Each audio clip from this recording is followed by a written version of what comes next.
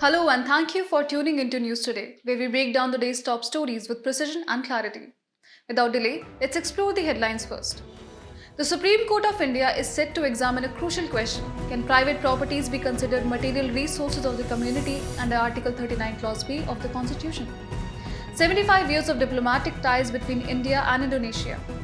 RBI releases updated guidance note on operational risk management and operational resilience for regulated entities. India's e-commerce market is expected to grow to $325 billion by the year 2030, according to Invest India. A study conducted by ISRO reveals evidence for enhanced possibility of water ice in polar craters of the moon. Tobacco prices surge in India. In our next news, the Supreme Court of India is set to examine a crucial question: can private properties be considered material resources of the community under Article 39 Clause B of the Constitution? This case holds significant implications for the interpretation of the Directive Principles of State Policy, or DPSP, and the balance between individual rights and the state's power to acquire private property in the interest of the greater common good. Article 39 Clause B, enshrined in the DPSP, states that the state shall in particular direct its policy towards securing that the ownership and control of the material resources of the community are so distributed as best to subserve the common good. However, this case goes beyond just the interpretation of Article 39 Clause B.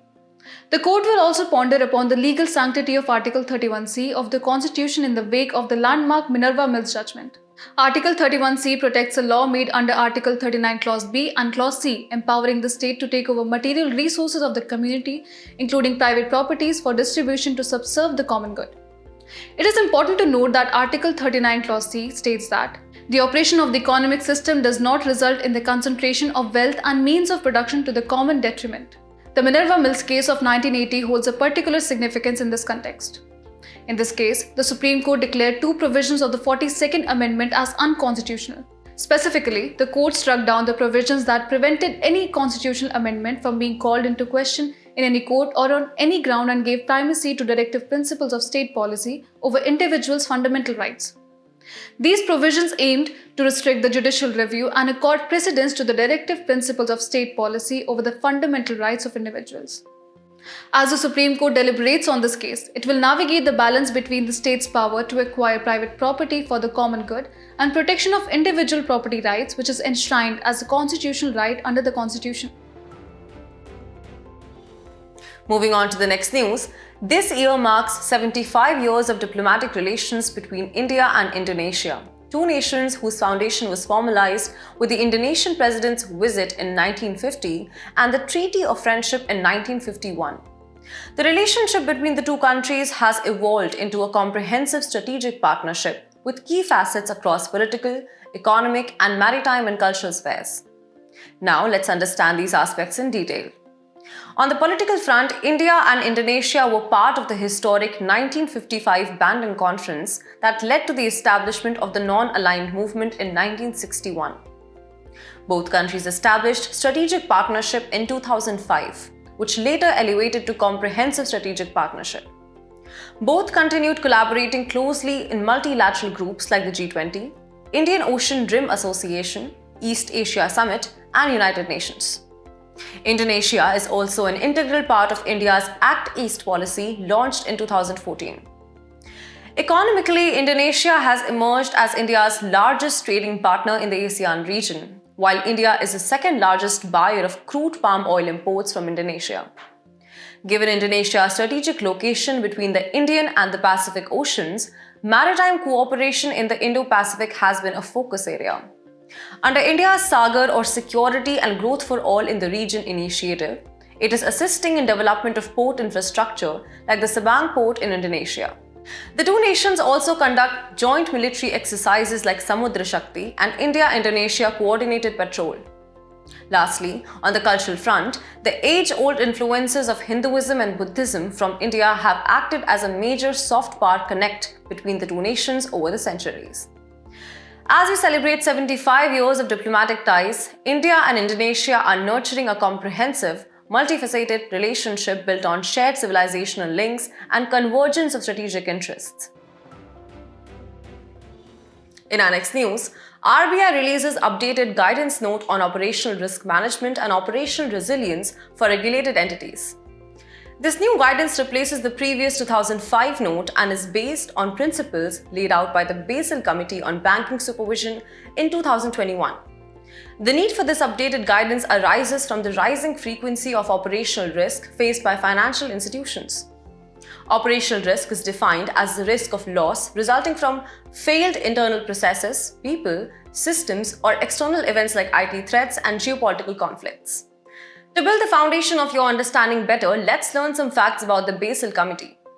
The Basel Committee on Banking Supervision is the primary global standard setter for prudential regulation of banks and provides a forum for regular cooperation on banking supervisory matters. Its 45 members comprise central banks and banking supervisors from 28 jurisdictions around the world. Now coming back to the news, take a quick glance at the key highlights of the RBI guidelines.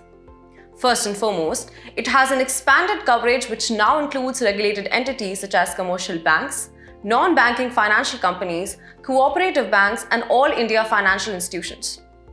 Earlier note was applicable only to scheduled commercial banks. The guidelines emphasize on 3 lines of defense model for operational risk management. The first line is the business unit itself, which is a third party with responsibility for managing risk of products, services, etc. The second line is an organizational operational risk management function to promote a sound operational risk management culture. And the third line is an independent audit function which provides an independent assurance to works of the other 2 defense lines. Another focus area is third-party dependence management, which refers to any external company or individual providing critical goods or services to an organization. With this comprehensive new guidance, the RBI aims to enhance operational resilience and prepare regulated entities to effectively manage emerging operational risk in the evolving financial landscape.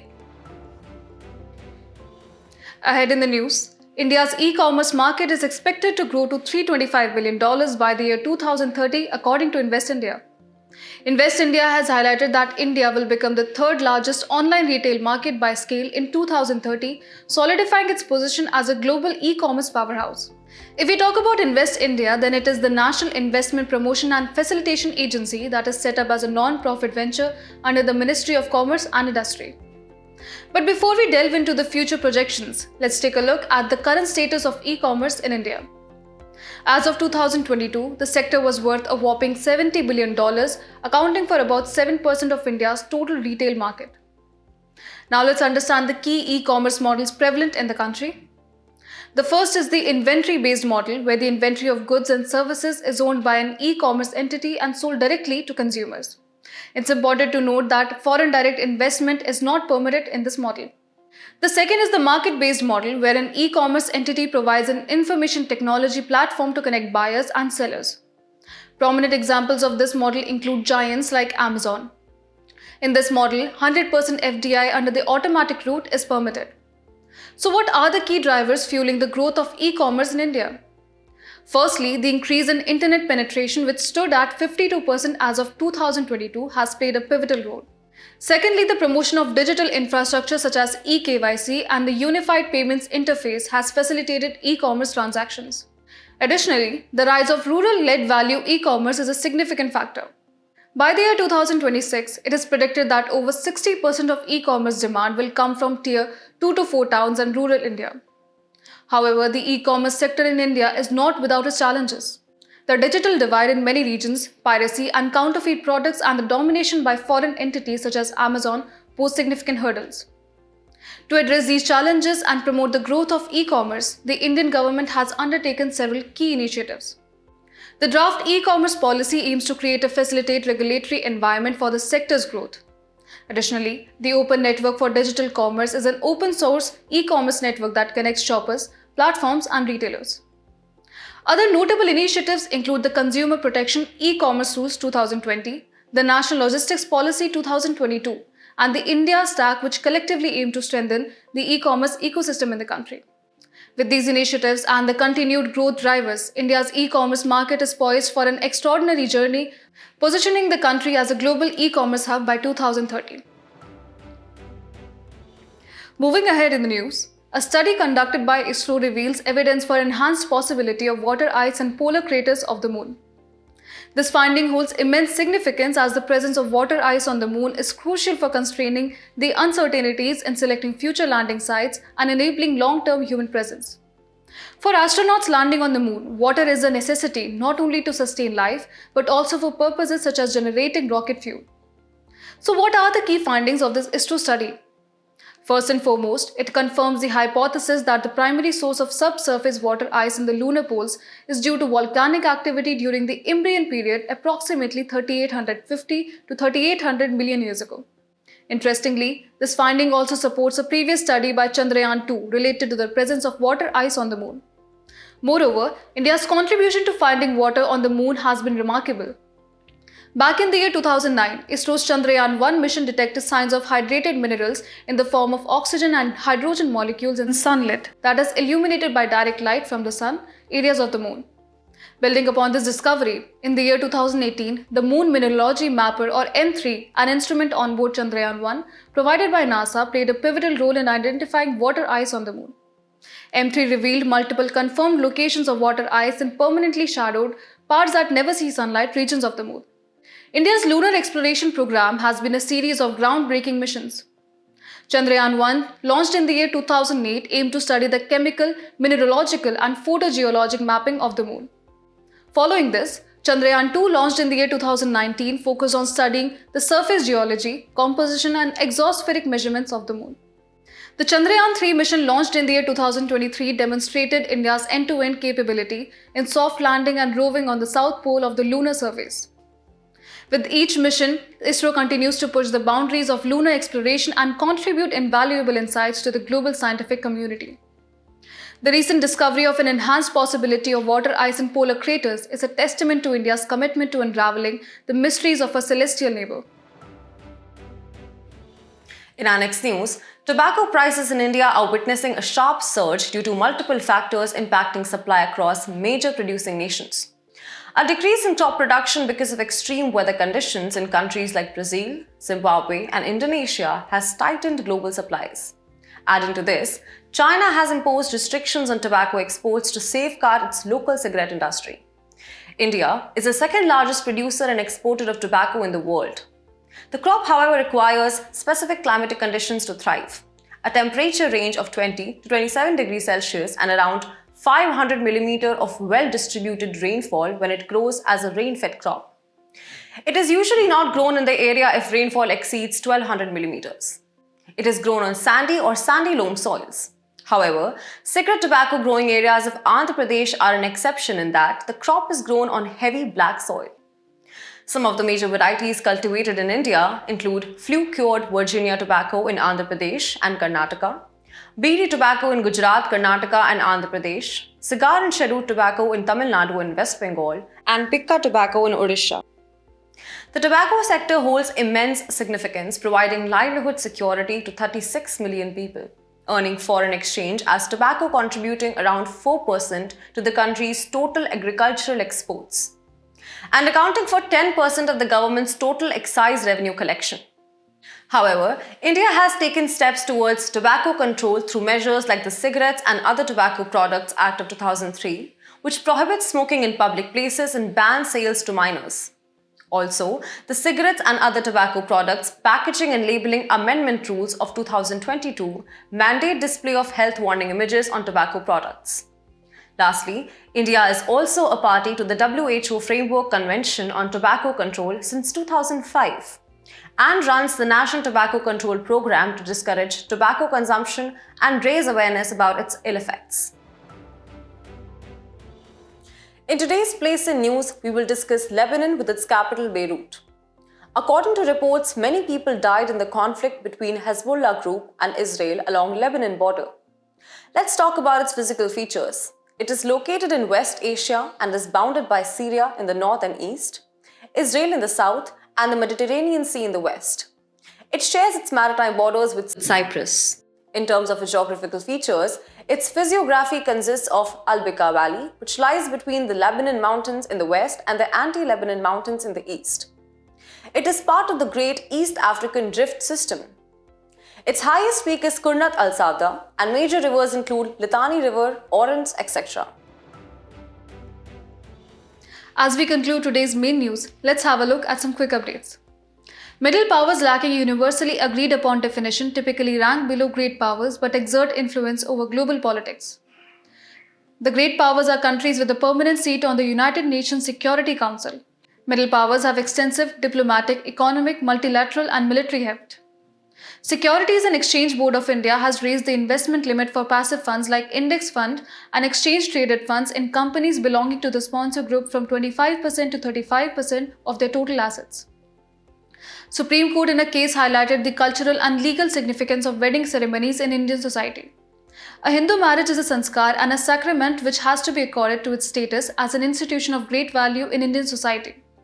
The judgment emphasized that simply registering a marriage without the performance of these rites does not confer upon it the legitimacy of a Hindu marriage under the law. Supersonic missile-assisted release of torpedo or SMART system was successfully flight tested from Dr. APJ Abdul Kalam Island off the coast of Odisha. SMART is a next-generation missile-based lightweight torpedo delivery system. Scientists have found the green link spider in Tal Chhapar Wildlife Sanctuary in the Churu district of Rajasthan, which was never discovered earlier. The spider is nocturnal and feeds on small insects.